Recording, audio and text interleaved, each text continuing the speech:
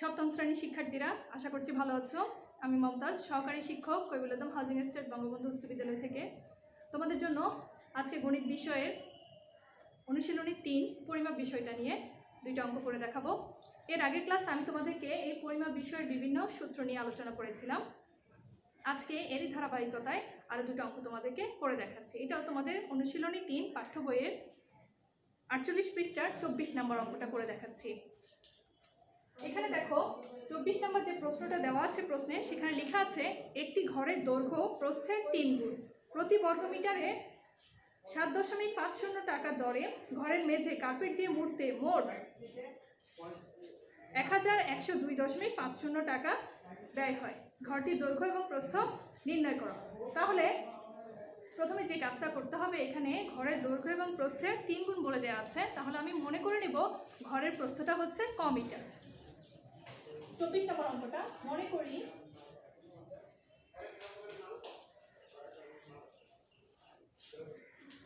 ঘরের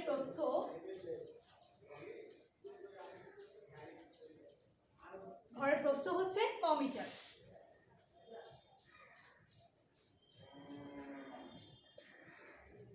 ঘরের দৈর্ঘ্য হচ্ছে, যেহেতু 3 গুণ বলে দেওয়া আছে প্রশ্নে, প্রস্থের 3 গুণ, তাহলে 3 গুণ ক মিটার সমান সমান 3 ক মিটার। তাহলে আমি দৈর্ঘ্য পেয়ে গেলাম, প্রস্থ পেয়ে গেলাম। এখন আমরা বের করব ঘরের ক্ষেত্রফল। সুতরাং ঘরের ক্ষেত্রফল সমান আমরা জানি দৈর্ঘ্য গুণ প্রস্থ, দৈর্ঘ্য গুণ প্রস্থ বর্গমিটার। দৈর্ঘ্য হচ্ছে 3 ক গুণ প্রস্থ হচ্ছে ক বর্গ মিটার। এখানে গুণ করে আমি পাচ্ছি 3 ক স্কয়ার বর্গ মিটার। তাহলে দেখো প্রশ্নে আমাকে কোনো কিছুই উল্লেখ করা ছিল না বলে আমি সেখানে ধরে নিয়েছি, মনে করি ঘরের প্রস্থ ক মিটার এবং ঘরের দৈর্ঘ্য হচ্ছে 3 ক মিটার। যেহেতু প্রশ্নে বলে দিয়েছে প্রস্থ দৈর্ঘ্যটা হচ্ছে প্রস্থের 3 গুণ, তাই 3 ক মিটার সমান সমান 3 ক মিটার। এবং ঘরের ক্ষেত্রফল হচ্ছে, এখানে ঘরে যেহেতু দৈর্ঘ্য এবং প্রস্থ দেওয়া আছে, তাহলে এটা হচ্ছে এক ধরনের আয়তকার ঘর। এই আয়তকার ঘরের ক্ষেত্রফল হচ্ছে দৈর্ঘ্য গুণ প্রস্থ। তাহলে দৈর্ঘ্যের পরিমাপ হচ্ছে 3 ক আর প্রস্থ হচ্ছে ক। 3 কর সাথে ক গুণ করলে আমরা পাচ্ছি 3 ক স্কয়ার মিটার। করতে হবে, এখানে প্রশ্নে বলে দেওয়া আছে প্রতি বর্গ মিটারে 7.50 টাকা দরে ঘরের মেঝে কার্পেট দিয়ে মুড়তে মোট 1102.50 টাকা ব্যয় হয়। ঠিক আছে, এটা তোমাদের প্রশ্নে বলে দেওয়া আছে। এখন সেখান থেকে আমি আরেকটা ক্ষেত্রফল বের করব। তাহলে লিখব কি, এখন 7.50 টাকা ব্যয় হয় সমান 1 বর্গমিটারে।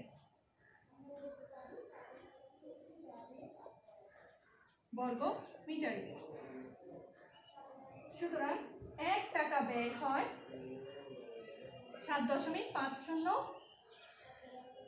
ভাগের 1 বর্গ মিটারে। এবং আরেকটি সংখ্যা দেওয়া আছে, সেটা হচ্ছে 1102.50 টাকা ব্যয় হয়, ভাগ হয়ে যাবে 1102.50 নিচে 7.50 দিয়ে ভাগ হবে। ভাগ করে এটা ক্যালকুলেটরের মাধ্যমে আমরা ভাগ করে যে মানটা পাবো সেটা হচ্ছে 147 বর্গ মিটার। ঠিক আছে, এই অংশটাকে আমি ক্যালকুলেটরের মাধ্যমে ভাগ করে যে মানটা পাবো সেটা হচ্ছে 147 বর্গ মিটার। তাহলে দেখো প্রথম অংশে আমি এখানে ক্ষেত্রফল পেয়েছি 3 ক স্কয়ার এবং দ্বিতীয় অংশে আমি আরেকটি ক্ষেত্রফল পেলাম, সেটা হচ্ছে 147 বর্গ মিটার। এখানে কটা আমার কাছে অজানা একটি রাশি, তাই কয়ের মানটা আমাকে নির্ণয় করতে হবে। আমি এখানে মুছে দিচ্ছি। এখন আমরা লিখব প্রশ্ন মতে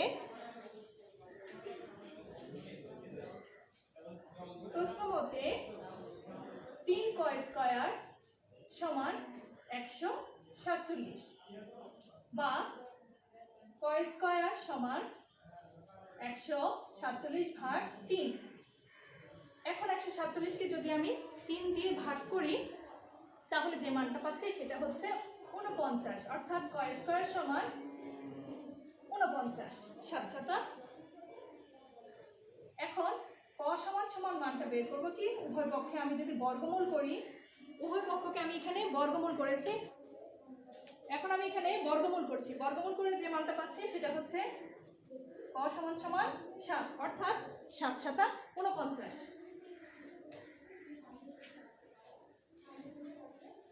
তাহলে কয়ের জন্য আমি একটা মান পেয়ে গেছি।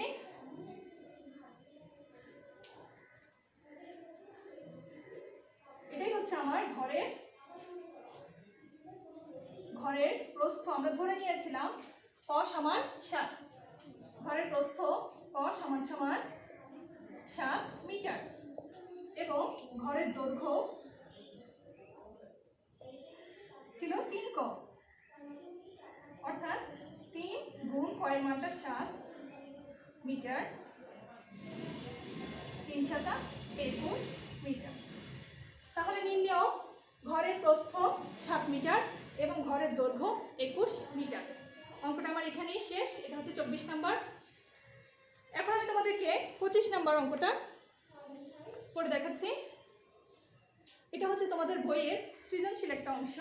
তোমাদের বইয়ের 48 পৃষ্ঠায় আছে, একটি আয়তাকার বাগানের দৈর্ঘ্য 50 মিটার, প্রস্থ 30 মিটার এবং বাগানের ভেতরের চারদিকে 3 মিটার চওড়া একটি রাস্তা আছে।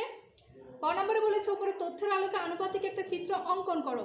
এই চিত্রটা অঙ্কনের জন্য আমরা স্কেল এবং পেন্সিলের সাহায্য নিব। স্কেল এবং পেন্সিলের মাধ্যমে আমরা চিত্রটা অঙ্কন করে ফেলব।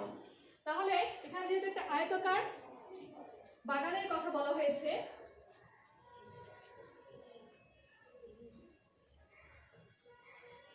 আয়তাকার বাগানের কথা যেখানে বলা হয়েছে সেটা হচ্ছে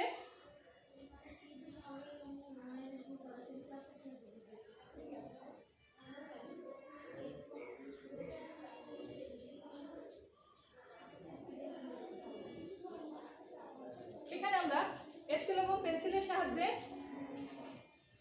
এই চিত্রটা অঙ্কন করব।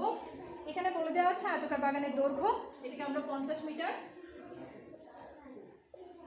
50 মিটার, অর্থাৎ এটাও হচ্ছে 50 মিটার, প্রস্থটা হচ্ছে 30 মিটার, এই অংশটা হচ্ছে 30 মিটার প্রস্থ এবং এটা হচ্ছে 30 মিটার।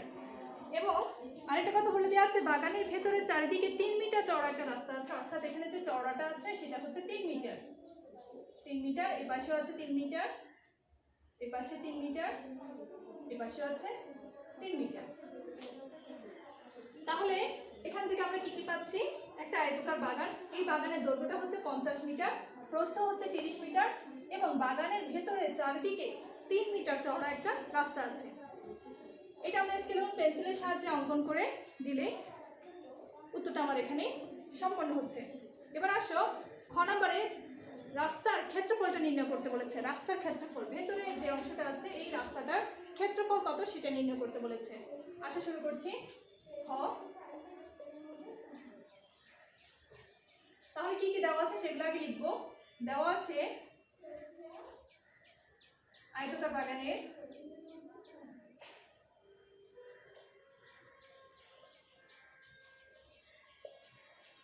আয়তাকার বাগানের দৈর্ঘ্য 50 মিটার, আয়তাকার বাগানের প্রস্থ 30 মিটার, 30 মিটার দেওয়া আছে। সুতরাং আয়তাকার বাগানের ক্ষেত্রফল,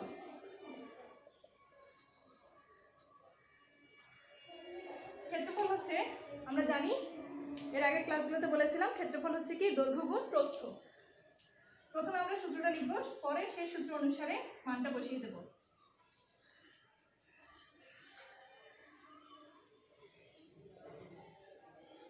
এবং ক্ষেত্রফলের এককটা হচ্ছে বর্গ, মিটার থাকলে মিটার, সেন্টিমিটার থাকলে সেন্টিমিটার, অর্থাৎ বর্গ মিটার। এখানে যেহেতু আমাদের মিটার দেওয়া আছে তাহলে এখানে হবে বর্গ মিটার। 50কে 30 দিয়ে যদি গুণ করি তাহলে আমরা পাচ্ছি 1500 বর্গ মিটার।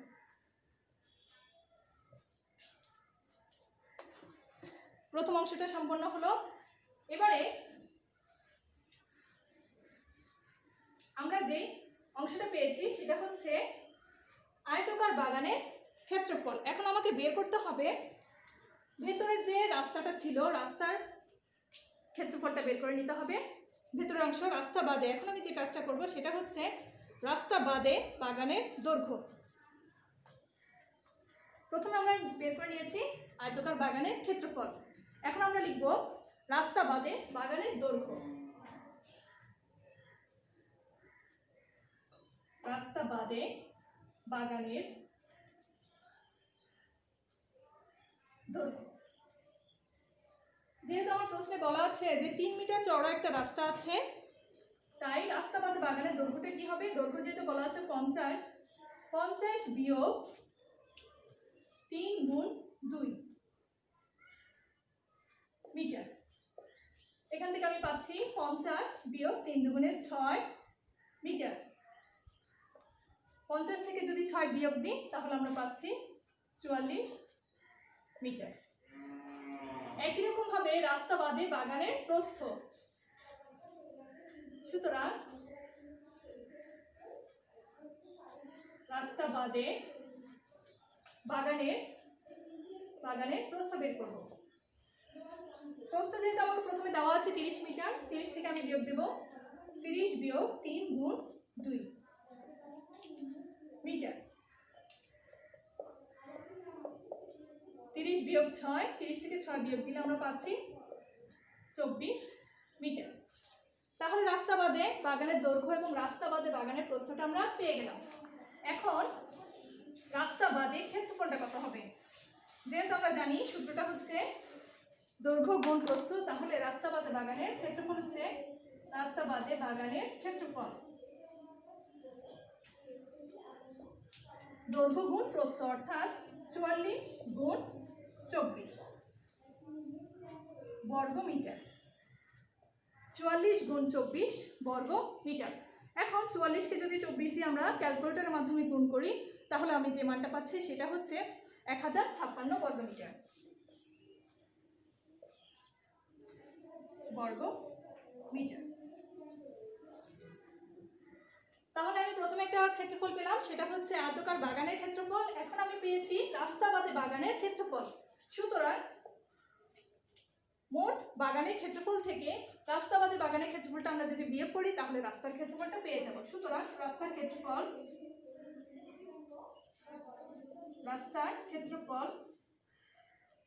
সমান সমান প্রথমে যে মানটা পেয়েছিলাম সেটা হচ্ছে 1500 বিয়োগ 1056 বর্গ মিটার 40 বর্গ মিটার। নির্ণেয় রাস্তার ক্ষেত্রফল হচ্ছে 444 বর্গ মিটার। এখন আসো 25-এর গ নাম্বার অংশটা। এখানে প্রশ্ন আমাকে বলেছে রাস্তা বাদে বাগানের পরিসীমায় বেড়া দিতে প্রতি মিটারে 25 টাকা হিসেবে কত টাকা খরচ হবে? তাহলে খ নাম্বার থেকে আমরা যা পেয়েছি সেটাকে লিখে ফেলি। খ হতে প্রাপ্ত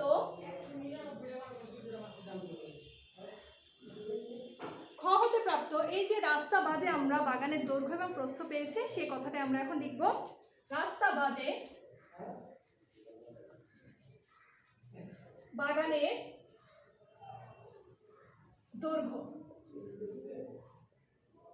আগের অংশে আমরা কি পেয়েছিলাম? রাস্তা বাদে বাগানের দৈর্ঘ্যটা পেয়েছিলাম 44 মিটার। 44 মিটার। সুতরাং রাস্তা বাদে বাগানের প্রস্থটা পেয়েছিলাম 24 মিটার। এখন রাস্তা বাদে বাগানের পরিসীমা বের করতে হবে, কারণ আমাকে এখানে প্রশ্নে পরিসীমার কথা উল্লেখ করে দেওয়া হয়েছে, তাই আমি পরিসীমাটা নির্ণয় করব। সুতরাং রাস্তা বাদে বাগানের পরিসীমার সূত্র থেকে আমরা জানি 2 দৈর্ঘ্য যোগ প্রস্থ। এখানে আমরা দৈর্ঘ্যের মান হচ্ছে 44, প্রস্থের মান হচ্ছে 24 মিটার। রাস্তা বাদে বাগানের পরিসীমা বের করেছি 2 × 44 প্লাস 24, যোগ করলে হবে, এখানে হচ্ছে চিহ্ন ইনটু, যোগ করলে হচ্ছে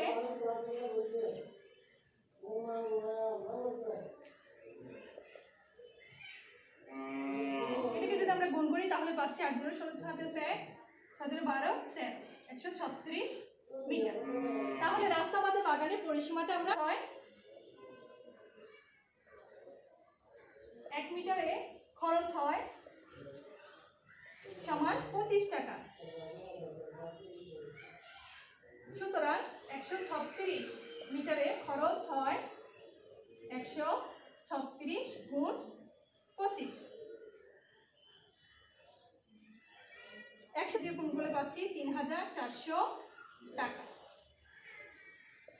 সুতরাং প্রশ্নের সাথে মিল করে সবশেষে উত্তরটা লিখে দেব।